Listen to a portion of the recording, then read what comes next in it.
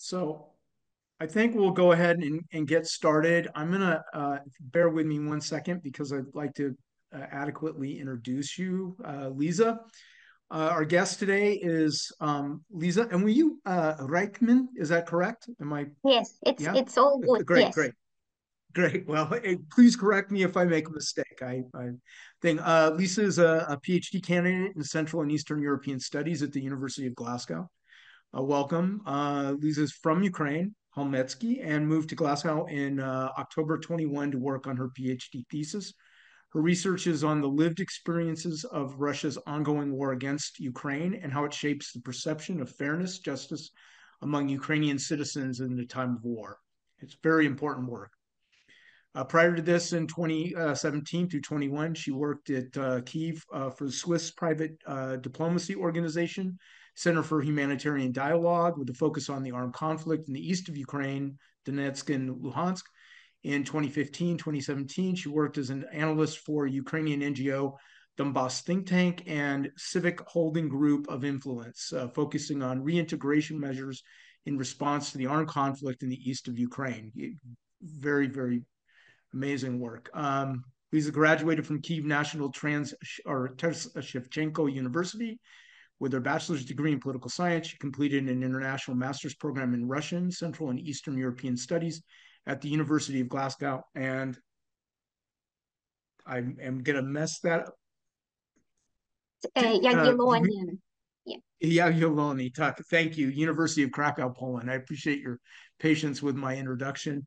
Welcome tonight. Thank you for joining us, and it's an honor for us to have you with us. Thank you. I mean, the honor is mine. Thank you. Yeah. So the subject that we're going to be discussing tonight is a very serious subject, and so I don't want to seem cavalier at all. So, but I am happy that we're all here together, and I want to say thank you to our guests and our audience for sticking with us this season. We have some really dedicated folks, and I just want to point out that that is part of what we're hoping to cultivate, because we need to stick with what's going on here and we need to be dedicated. So thank you for everybody for joining us and your continued support. So we kind of have some opening questions, and we spoke about it earlier, and you know, just let's check in. So how are you, Liza? How are you? Thank you. I mean, you know, it's difficult to answer this question because either you get emotional or you stay superficial.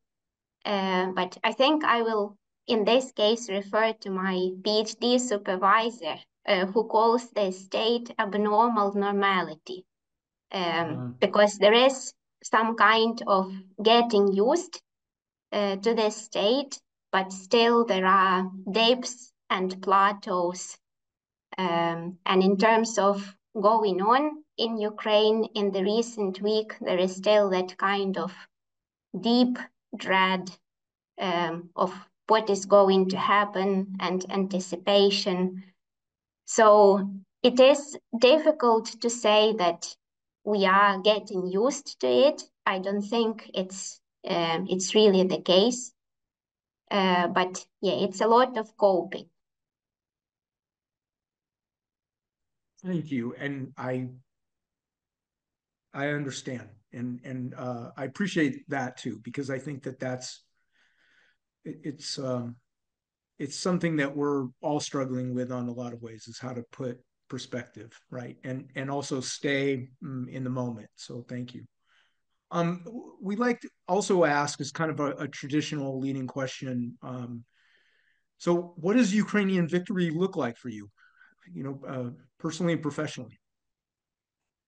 Yeah, I mean, it's a very big question, and maybe it would be fair to refer to my research participants.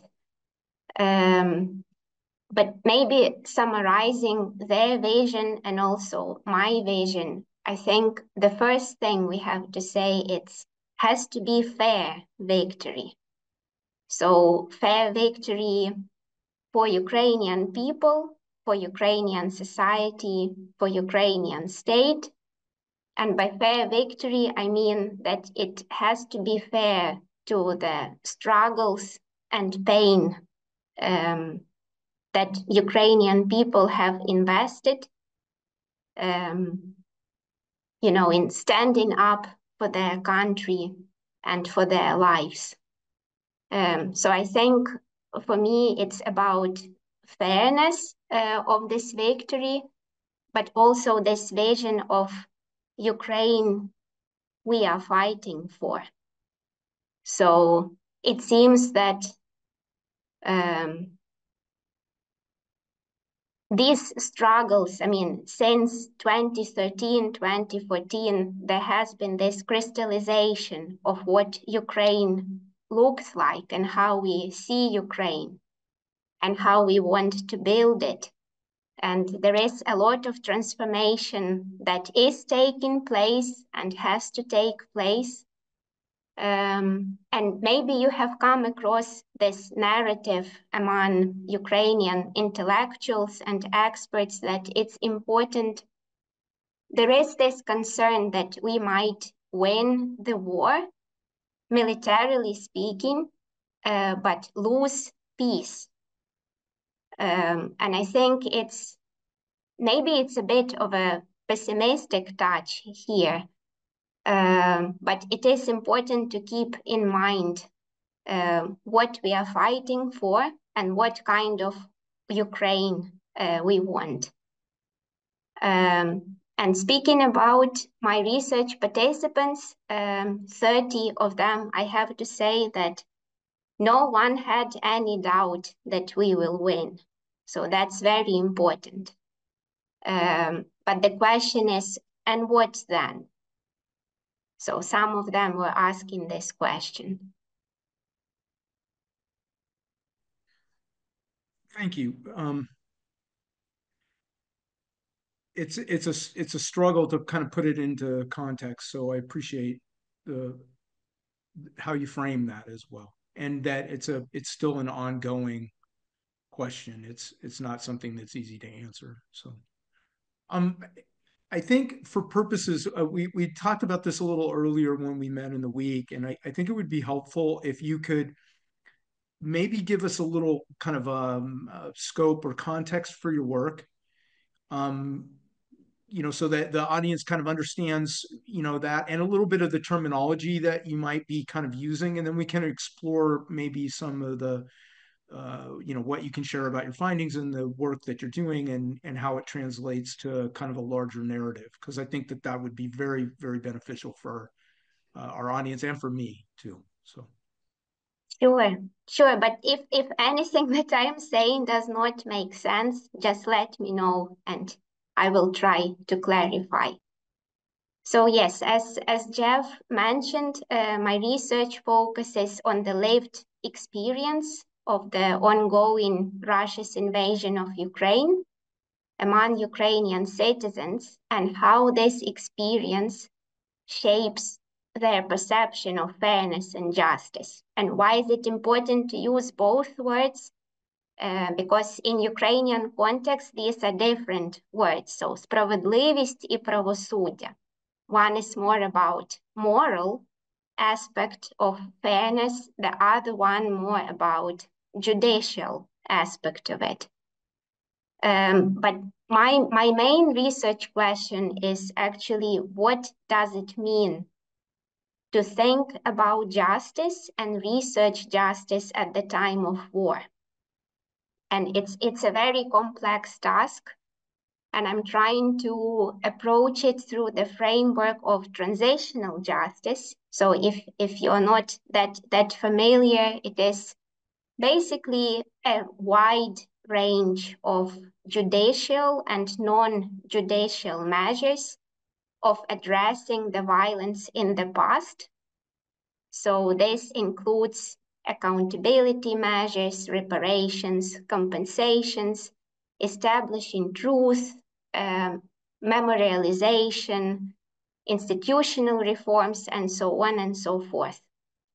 And you might have a fair question, why are we applying transitional justice if it's an ongoing war? What transition are we talking about? So I am exactly trying to address this question of whether we can apply these mechanisms in the context of ongoing war, and what do they actually mean for Ukrainian people.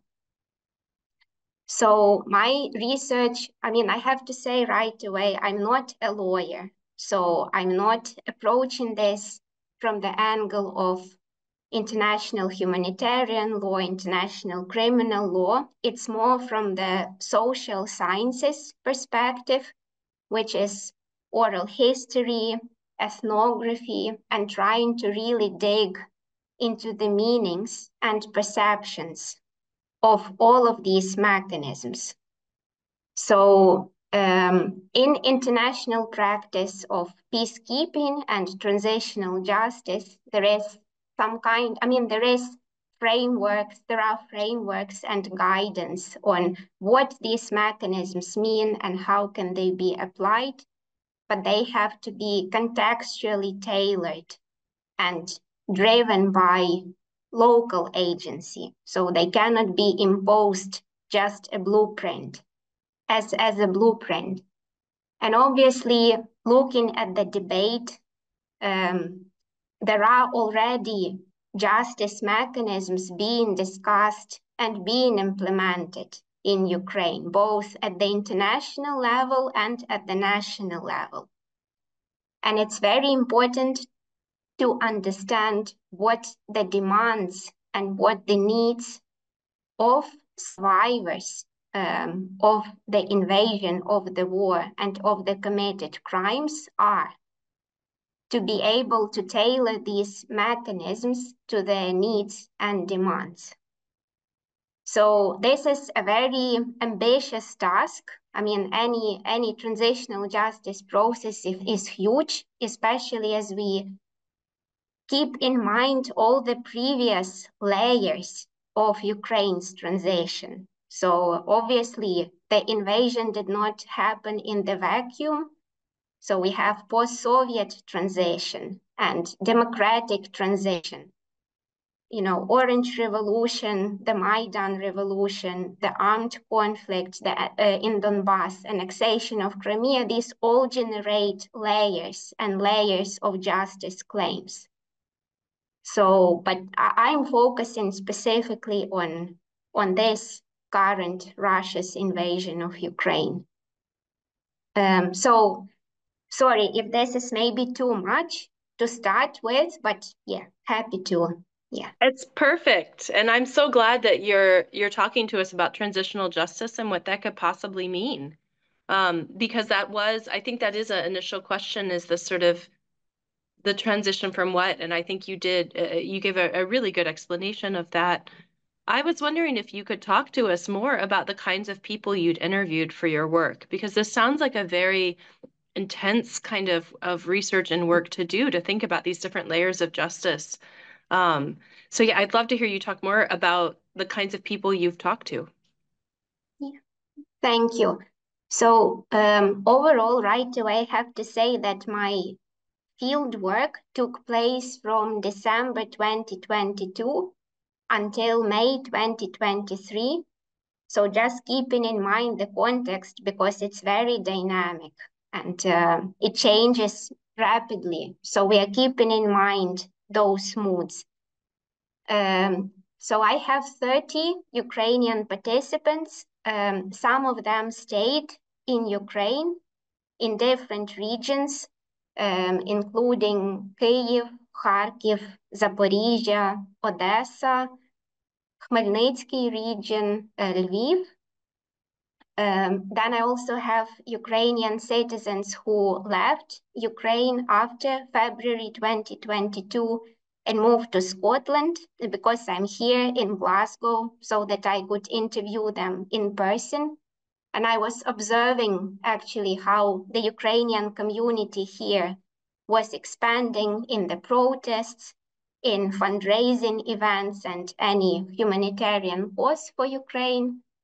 And finally, Ukrainian civil society experts based in Kyiv and working on justice-related issues, including documenting of war crimes and Broadly speaking, monitoring the situation in the occupied territories. So overall, 3 groups of participants, but also what is important for this lenses of understanding the meanings of justice is their experiences and the spaces they are representing. So it is the physical space, geographies. So if we look, these are Ukrainians who left, Ukrainians who stayed. Among Ukrainians who stayed, the proximity to the front lines.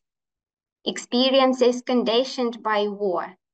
So 3 of the participants lived under Russia's occupation and then managed to evacuate. Military servicemen. I mean, I only have servicemen. Also families of the military, including wives of military servicemen and one wife of a prisoner of war who actually came back home just 2 months ago. So he was part of the prisoners' exchange. And she was able to share the news, which was very exciting.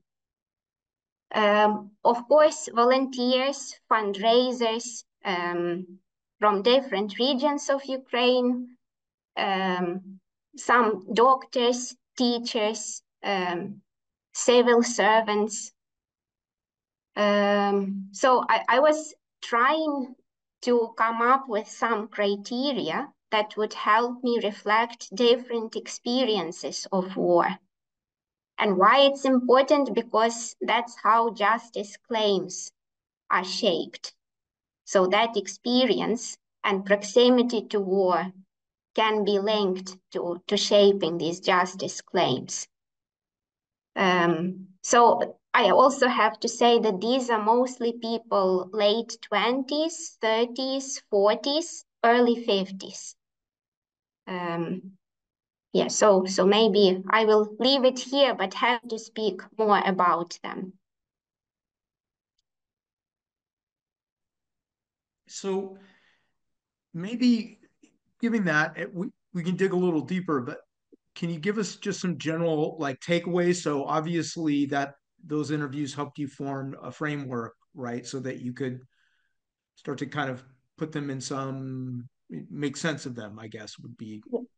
So if you could talk maybe a little bit about how that looked and then maybe share some of the kind of the larger findings, that would be great. We can narrow down from there. Yeah. Thank you. I mean, it is a struggle to generalize here, actually, just because the whole idea of this PhD is to show how different there are the needs and experiences. But there are some overarching themes. I would say right away, it's that all the stories, no matter what the experiences are, they are about pain, resilience, and transformation. All of them. And when I started the interviews and my fieldwork, I was expecting to see, pain right away. I was trying to prepare myself. But actually, if you read the transcripts, they are more stories of resilience and how people had to change because of the war. Then if you dig a bit deeper, of course, there is a lot of pain and conflicting emotions. So I would say, if we're speaking about the lived experience of war, these are the basic elements. And then if we go more to the fairness and justice bit, we can try to categorize and group the meanings, which I'm happy to talk about. So the meanings behind accountability, the meanings behind truth. So what does a trial mean? what do reparations mean? So I can go deeper into this if you like. I do want to go deeper into those questions, but before we do that, I wanted to ask about something you just said, because you said that part of what you were showing is the very varied experiences that people have had, and that there's not a single story or not one generalization from all of this. I'm wondering if there's examples from your interviews of the things that were, I don't know if most surprising is the right way to put it, but maybe that defy what people expect to hear, that are sort of the maybe most outside the bounds of what an outside observer would expect to hear as a war crime. I mean, yeah, surprising is a difficult word here. And then again, you know, as part of an academic experience, I'm always asked, you know, why I'm selecting these stories and not other stories.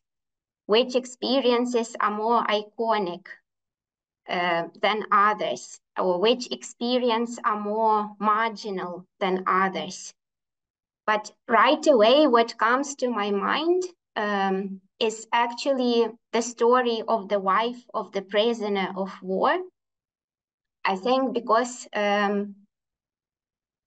for me, it was the case when for 2.5 hours, I could not ask any questions because it was just the space for her to speak. So it was very emotionally intense, and she was speaking a lot about her coping. And so her family, basically she's an IDP from Donetsk Oblast, from Donetsk region.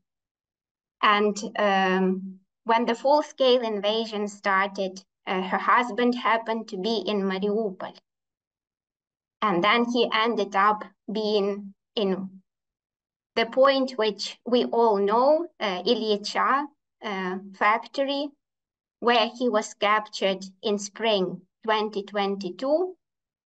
And she was speaking a lot about losing connection with him and how in the situation in which he was, he never complained. So he was trying to cheer her up. So with their children, she had to leave to Western Ukraine first, and then to Kyivska Oblast, Kyiv region. And she was speaking a lot about internal transformations because she actually had lost her parents before she reached 30 years old, and her husband was, you know, her only family.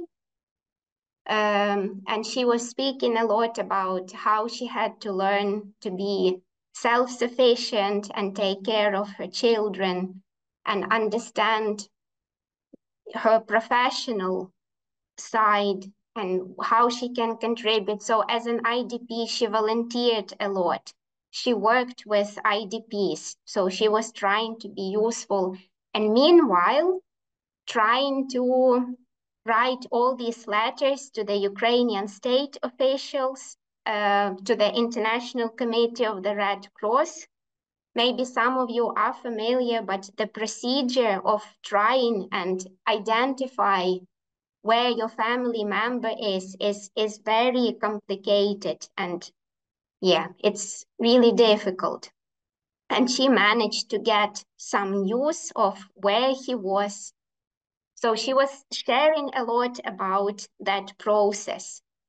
And also how she felt as being that she called it invisible category, meaning that a wife of the prisoner of war, she wasn't actually part of any categories that could receive some assistance or support from the state. So she was saying how she felt it was invisible for everyone.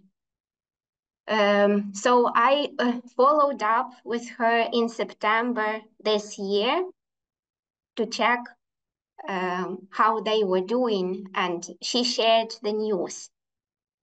And I think it's very, because she was highlighting this in the interview, that she is preparing mentally for when her husband is back. She was absolutely confident.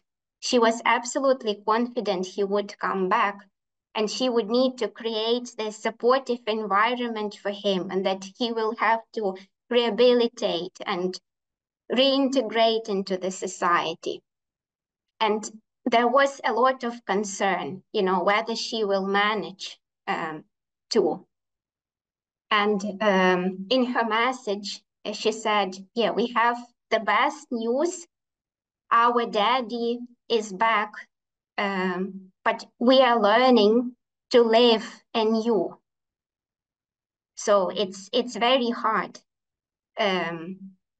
So yeah, I mean, it's actually very hard to analyze these stories and make them, you know, in some kind of bullet points.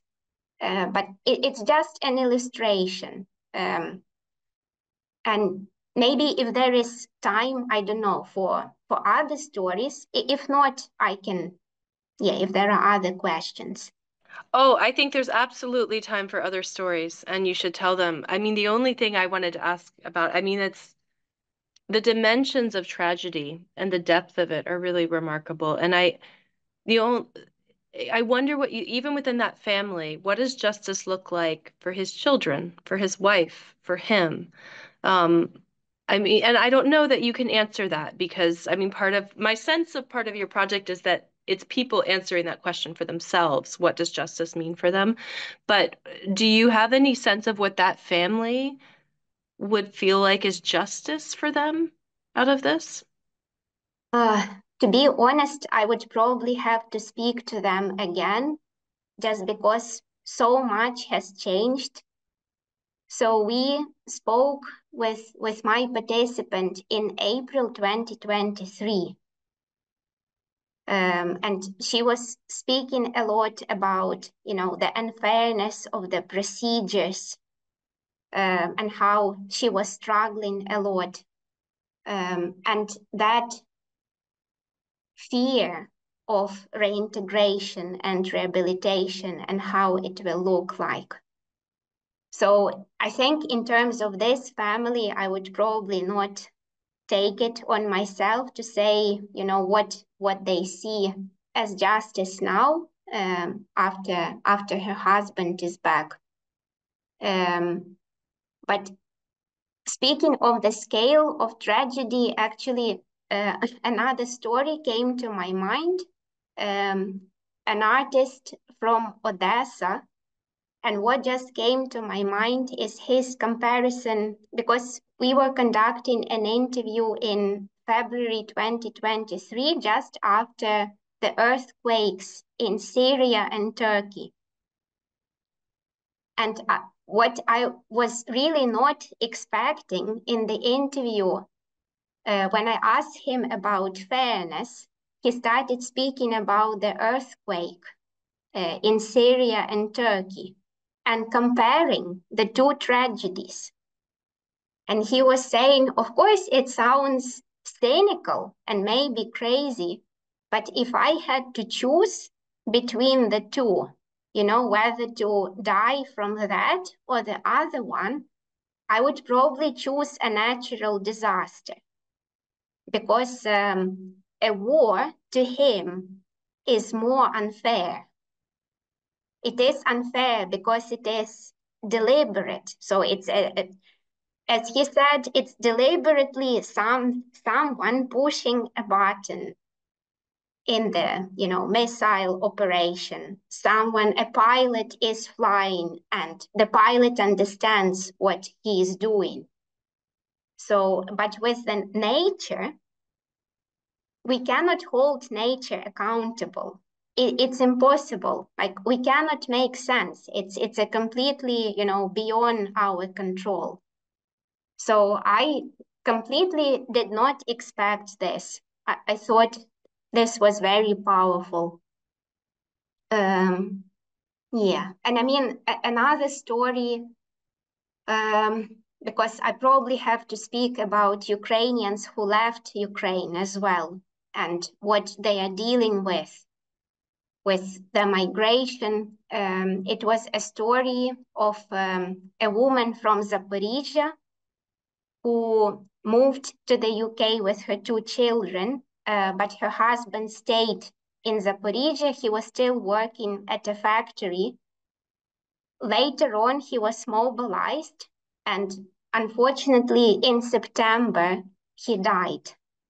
So it was, probably you are aware of Pokrovsk being a very hot spot in September in Donetsk Oblast. So unfortunately, Ukrainian forces, his unit was retreating, and during that process, there was some kind of explosion. She doesn't know entirely. She's not entirely sure.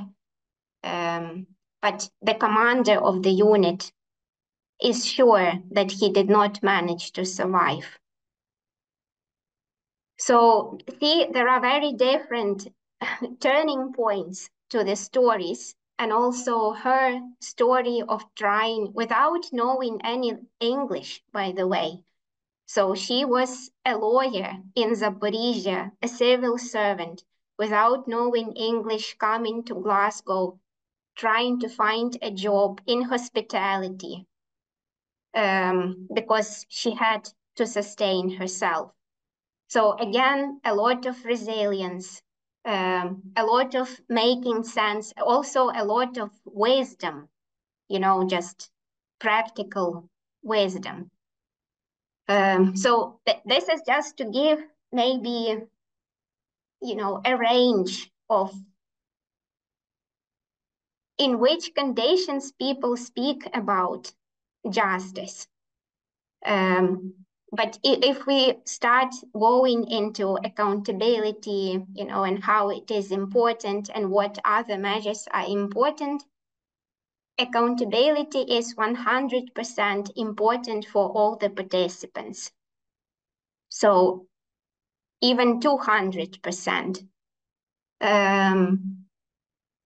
Yeah, I think it's maybe one of the first things. Why is it important? So the meaning behind it is that so it does not repeat again. So that we see that there is the rule of law. There is that punishment for the wrongdoing. If we leave this unpunished, it will carry on and carry on, even if not in Ukraine, in other parts of the world. So the baseline for accountability is, of course, war crimes, initiators. So many participants refer to initiators of the war. Russian political leadership, military leadership. So that's the baseline. And then some participants were saying it is impossible to punish everyone. There are these challenges. Who is going to provide resources? Who is going to pay tax, to maintain them in prisons, and so on and so forth. And this is where sometimes for some participants, moral accountability came in. So that idea of moral punishment. And some of them were saying, well, they just have to feel it. So whether they are in prison or they are out of prison, but we wish they really felt what they have done and they realized what they have done. I have to say right away, views are different even among these 30. Some of them were saying, yes, they have to understand and they have to apologize. Others were saying, you know, honestly, we don't really care about these apologies. We just want accountability and reparations and so on and so forth. But I think it's very important to speak about that moral aspect, because it ties into an important part of justice is recognition. So there has to be recognition of the committed wrongdoing, also towards the victim or the survivor. So, you know, what does a trial look like? It also has to be transparent for the survivor to see the sequence of events that led to the crime. So, I mean, especially with civil society experts, we were speaking a lot about, it's called victim-centered justice. So it is tailored to the needs of survivors of the crimes. So we need to ask them what is important for them, even in the trial. So this is accountability, and we can go more in depth if needed. But interestingly, actually, one military serviceman who participated in the research, he said, yes, accountability 100% important. But for me, truth about this war is really justice. Because he has background in history and language studies, he said that for him, if history books, so obviously not in Ukraine only, but internationally, if they clearly state what happened and what kind of crimes were committed by Russian forces, and that it was an invasion, it was a military aggression, it was illegal, for him, you know, this is fairness and justice. So this truth element, so recognition, truth, is also very important. And yeah, different participants were speaking about truth. So, sorry, if that's too much, just stop me. Not at all. Not at all. No. I mean, it's really moving. It's heartbreaking to hear what people have been through, and to think, I can't imagine losing a husband or losing a family member or anyone, and then having people tell you that there wasn't truth to your experience, or that this wasn't like really Russian aggression, or that this wasn't really like, to have on top of the already absolutely devastating and tragic consequences, to have people not recognize that truth. I can't imagine. Exactly. So this is very important to be embedded in any justice, even if it's not transitional, but in any justice mechanism or process. So it has to be establishing truth. It has to be recognition of pain and suffering. There also has to be adequate responsibility for the wrongdoing, because it's absolutely impossible that this scale of crimes remains unpunished.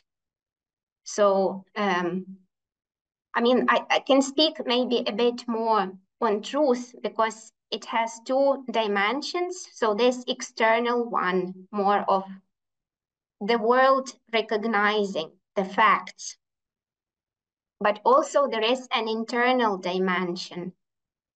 And some participants were saying that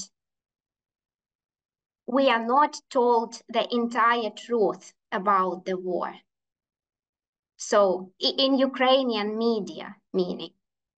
So we don't get information about how many Ukrainian soldiers died, what are our real losses, you know, the scale. And then they said, no, but we can justify it because it will be demoralizing. But some of them still would like to know that truth.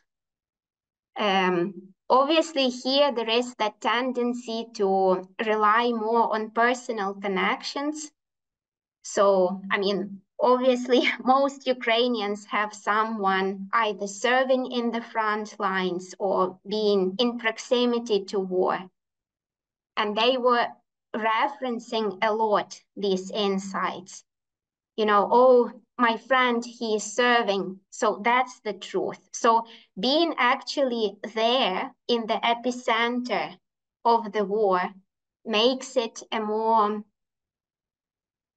credible truth. So they are there, hence why they know the truth.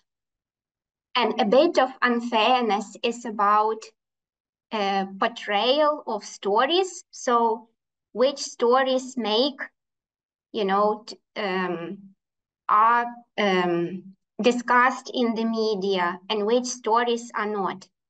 So for example, one participant from Zaporizhia, she works with women who left the occupied areas of Zaporizhzhia Oblast. And she was saying, look, there are so many villages and little towns in Zaporizhzhia region. They are completely wiped off. They are completely destroyed. But we are not really hearing these stories. We're hearing other stories. So there was a bit of that, you know, that it's unfair. So that's a bit about truth. And maybe also I have to say about reparations, because it's very important. So reparations has, again, two dimensions. One is accountability, so financial accountability for the committed wrongdoing. So obviously it's, you know, Russian state has to pay for this. Some participants were saying perpetrators also have, as part of their prosecution or trial, financial accountability is also important. Why? Because so there is this meaning of feeling. So they have to feel it. Russian society has to feel the cost of the war, because if they don't feel it in their pockets, they are not going to wake up and transform and change anything. So it's this idea they have to feel it. And pain, obviously, that's one way. Another aspect of reparations is obviously healing and restoring survivors and victims. So, and again, all the participants were saying it's impossible to pay for people who we lost. Like these are absolutely, we cannot replace. But all the reparations have to be in place to create conditions for, at least for people to move on. And I think here maybe more, I think here I will speak briefly about the story from Kharkiv. A woman, she was very, very frustrated, and there was a lot of anger. She hadn't left Kharkiv since February 2022. So, and I mean, just trying to imagine that intensity. And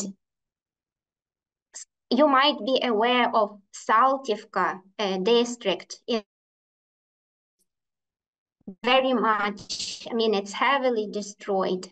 And she was frustrated when she was saying that there are still, oh, sorry, I think maybe my connection. We can still hear you. Your picture is frozen, but we can still hear you fine. Went off. Well, we'll give it a moment. Sorry, I bet it'll come right back. Can you hear me? We can hear you fine. Yeah, your picture is frozen, but we can hear you. Oh, there she, I think she'll be right back. I was especially struck by the comment about that some people's tragedies aren't newsworthy, but there you are. You're right back. Sorry, apologies for this. I'm not No, sure what no, happened. no. It's a day plagued by technical problems, I think. But yeah. So yeah, maybe I will. Yeah, I see we don't have maybe much time. So I will try and briefly finish about this story. So she was speaking about her frustration, and she had really this idea, they have to pay. They have to pay for it. Perpetrators, not only financially, they have to work on reconstructing Ukraine. So, if they are recognized as perpetrators, why don't they come and work and rebuild our cities? And then, speaking about the scope of reparation, she was saying, they have to pay to every Ukrainian citizen to feel that cost. Ukrainians who left, Ukrainians who stayed, obviously victims and survivors. And she was starting to name every city and town that was destroyed. Bakhmut, Mariupol, and so on and so forth. So they have to rebuild. And for her, it's very important. And she said she does not need apologies because she doesn't trust those apologies. So yeah, it was very, very emotional. Yeah, sorry, maybe I'm not capturing it somehow No, I think it's so succinctly, but important to remember. No, I think you're capturing well. I mean, at least from my perspective, I think you're capturing it very well, and such enormously important things to remember when people are speculating about a ceasefire or peace deal. That I think this is the thing we have to keep in mind is the level of damage that's been done, that the level of injustice that's happened. Roman has a question that he wanted to jump in and ask. Thank you, Lisa. The whole time you were talking, I felt like I was choking up, and I could probably, I think my colleagues here can relate. I'm looking at Olga right now, and Jeff and Sarah. I think we're all like got very emotional. The way you tell these stories, the way you explain the other people's feelings, triggered emotions deep inside of me. So thank you, thank you for telling this story. I have a question related to all these frustrations and anger and pain and the Ukrainians' desire to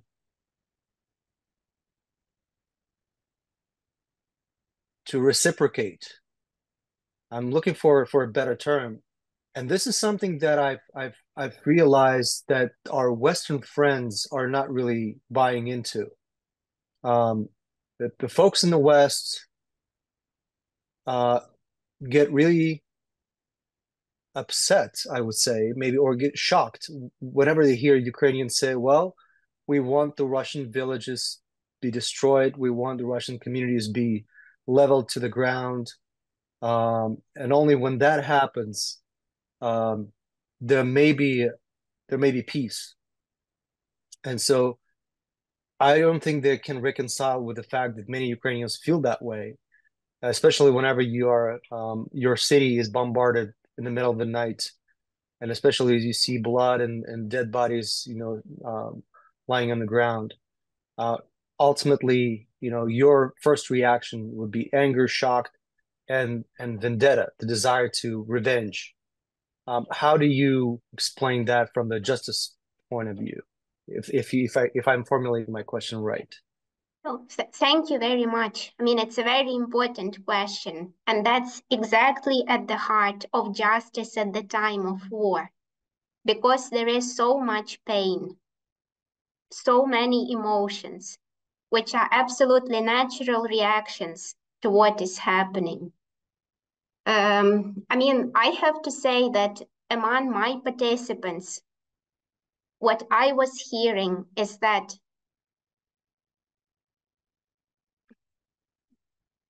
we just don't want to see them.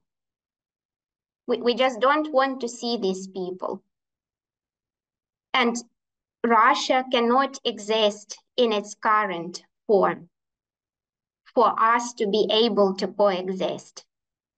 So this was really the main message. Again, we're speaking about end of 2022, mid of 2023. Maybe if I go back to the same participants, you know, there is more to this, or the moods, I don't know.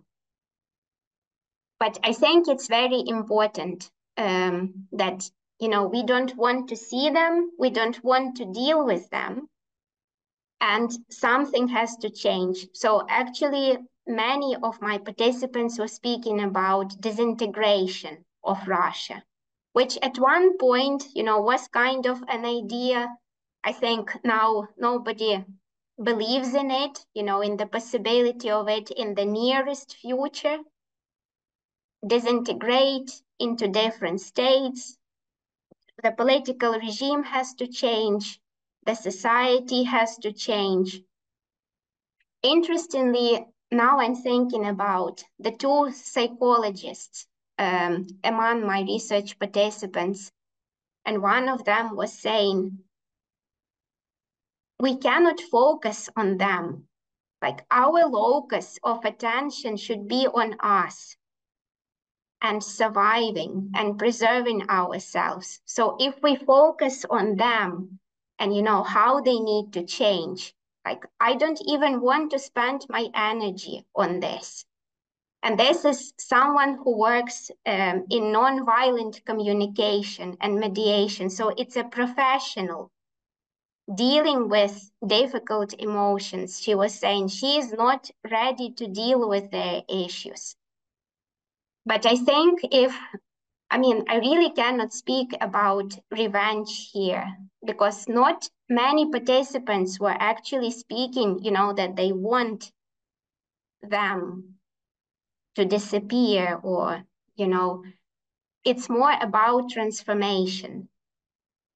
By the end of the interview, they reached that reflection. It's inevitable that we will have to coexist because it's a huge neighbor. But the question is, what conditions should be in place? Because obviously this is an existential threat. So how do we make sure, you know, they never resume a war again and we don't face it again? And this is where a more philosophical element came in, of how they need to change, how they need to revise who they are, how they need to rethink their society. I have to say many participants at this point reflected on the differences between Russian nation and Ukrainian nation, and trying to find, you know, historical background of how it has always been different. And let's look at these examples of imperialism. So, sorry, maybe I'm not answering your question, but I think there is anger and there is hatred.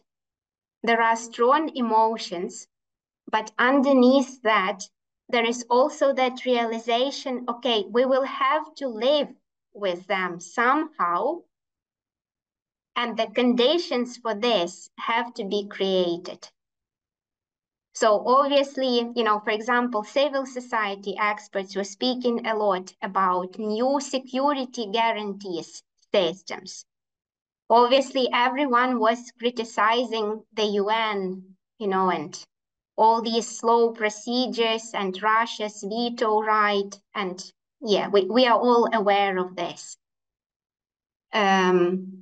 So viable security guarantees and changes within the Russian society and state, which is going to take decades and decades and generations. But as they are paying for this war, paying reparations, being held accountable, there is that idea, you know, that they will start rethinking and they will start changing. So yeah, sorry, I cannot answer like what to do with anger, because it's an absolutely natural response to defending your own home and boundaries. And it's amazing to me that these interviewees are thinking this far ahead in terms of how to survive with this sort of like how you would, I guess coexist is not exactly the right word, given that it's such an enormous existential threat. We are coming up to the end of the hour, and if our audience would like to interject with any questions, you can use the Q&A function. Jeff, did you want to ask a question? I'm reminded of something a friend and scholar of mine was talking about sense making. You know, and I don't mean making sense of, I just mean about the restorative sense, like self-justice coming back, right? Transactional or transitional is about how you have to frame your own integrity within the confines of your experience too. And it sounds like some of that was part of that. I've been hurt, and how do I live with that and still continue to kind of go forward until such time as there are mechanisms or systems in place where those things can happen. And I wondered if you can maybe speak, because you mentioned resilience, but there's also reconciliation, and I don't mean that in terms of cultural, or I just meant in terms of self reconciliation. If you can maybe address a little bit of that, that would be great. Wow. Yeah, thank you very much. It's actually important to remember that these research participants and any survivor, it's not trauma and pain only. It's a wholesome person with coping mechanisms, with daily lives, with a lot of resilience. Yes, and as I mentioned, I think most of these stories are actually more about resilience than about pain. I think the key here is meaning, finding the meaning in what is happening. So it's probably one of the coping mechanisms is no matter how much you lost, left everything in Ukraine, moved here in Glasgow, have your husband captured, anything that happened. If in that process you find a meaning to it, it's really helpful, meaning or purpose. And I mean, these meanings can be very different, and they can be related to Ukraine. Or one of the civil society experts said, well, I mean, it's inevitable that we will be able to crystallize better what kind of Ukraine we want to build through these sufferings and through all this pain. So then meaning becomes, this light that keeps you going. Some people, they just find their own front line, which is not necessarily the military front line. So, like that artist from Odessa who was actually saying about shame and guilt that he is not in the front line. Obviously, we know that debate and controversies around mobilization law. And he was saying, but I have my cultural front. So he's actually traveling abroad with a mobile installation about the war and trying to show the artifacts of war and explain to European audience, what it is about. So that's his front line. And other participants, they find their space where they can be useful to others. And it's being part of that effort and struggle. And actually, sorry, of course I have to speak about people who lived under occupation. And one of them from Kharkivska Oblast, Kharkiv region, who is now in Glasgow, he said, the first thing when I arrived in Glasgow, I found a Ukrainian hub to volunteer. Because, I mean, he just, he was not able to make sense, you know, speaking of sense making, but he felt like helping others will help. And actually speaking about his experience, when we started discussing fairness, he actually said, fairness, I did not think about it in occupation. So it's not something that came to my mind. I was, you know, I was looking for food and making fire to keep warm. So we were trying to survive, thinking, you know, okay, there is Russian humanitarian aid. Are we taking it? Are we not taking it? Then they were told that if they take this humanitarian aid, Ukraine will forget about them and won't need them. So people were scared, you know. So all these stories. And then he came to Glasgow and just went to a Ukrainian hub. So I think it shows a lot. Its meaning and also connecting to other people is very important, some kind of community. So that's resilience. I can't thank you enough for doing this for us and for our audience. The work that you're doing and documenting people's experiences and understandings of justice. And I know we are a little bit past the hour, but most of our audience, almost all of our audience is here. Still, I don't know if any of my other co-organizers want to jump in or want to say anything.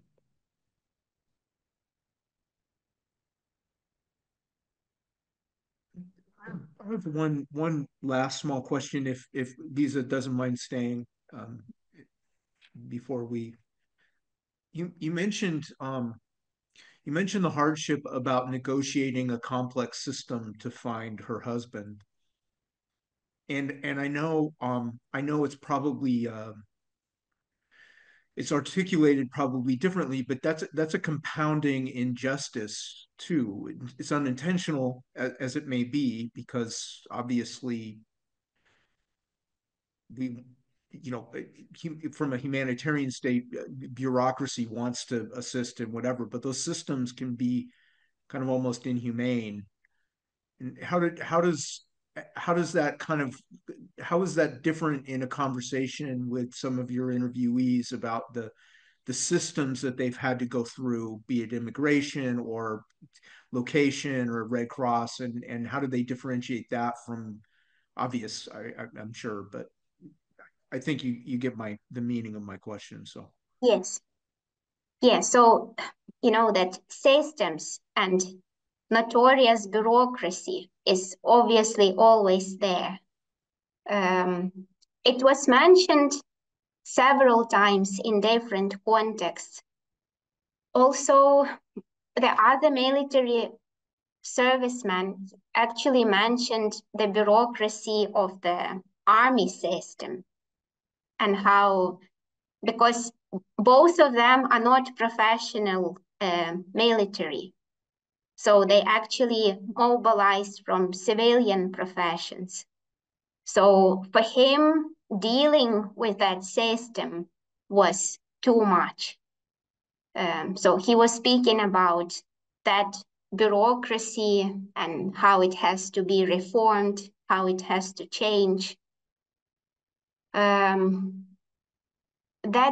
participant from Kharkiv, because her partner was also serving in the front line and she was integrated into his network. She was speaking about the lack of support for the veterans and for the ones still fighting in the front lines. And to her, it was so unfair. The procedures they had to deal with, the bureaucracy, the lack of support for rehabilitation.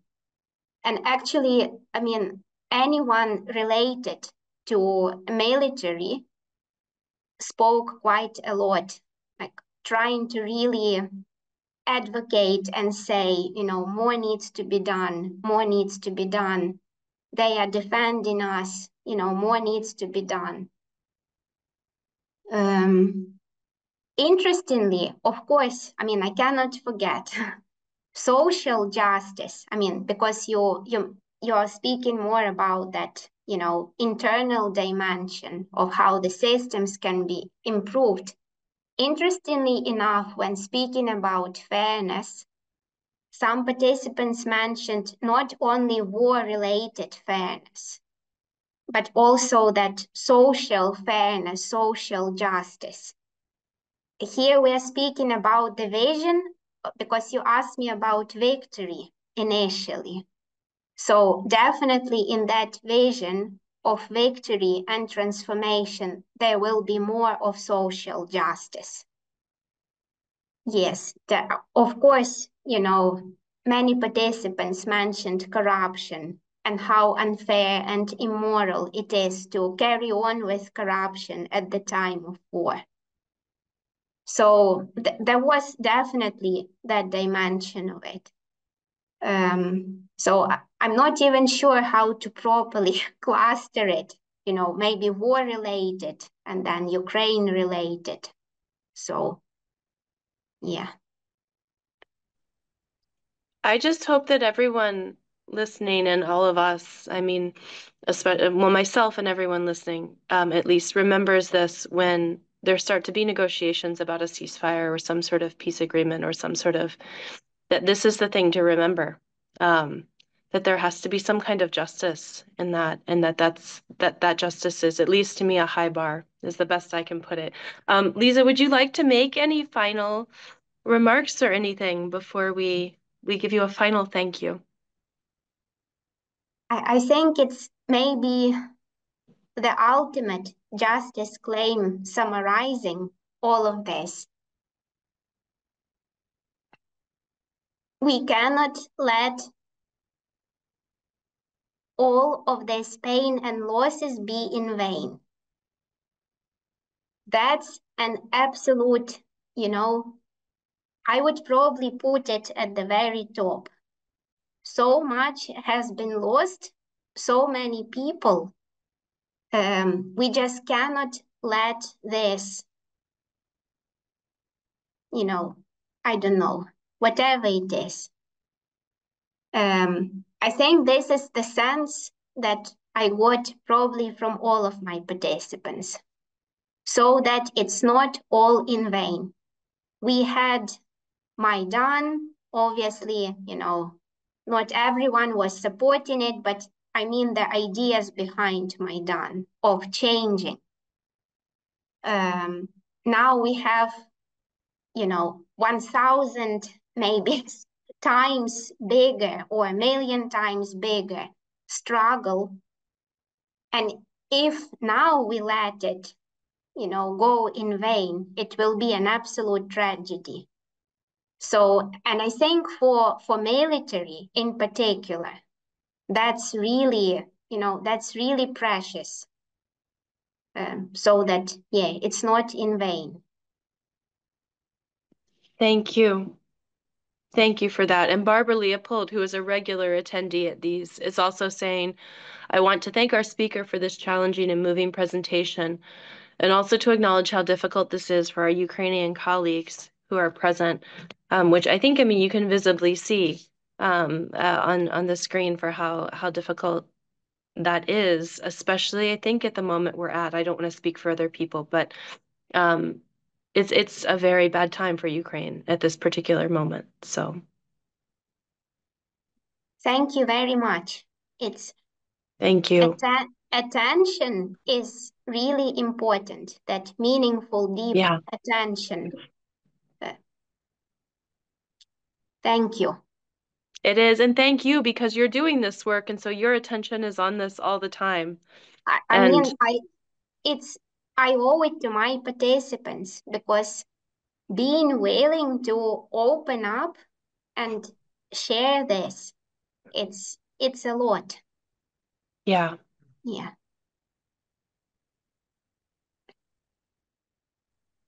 Jeff? I wanted to express, I wanted to express my gratitude. For two reasons. I'm very moved. I'm doing everything I can not to cry on screen, frankly. But thank you for such an articulate way to deal with the subject as well. I think it's very meaningful, and it's certainly clear how moving and how honorific your work is towards the people who have participated with you. So it's thank you very much. Yeah. Thank you. I mean, it's my aspiration, because it's easier just to explain the stories, but it's a different thing of writing it, with theory and academic concepts, which is very different. So no, I appreciate it a lot.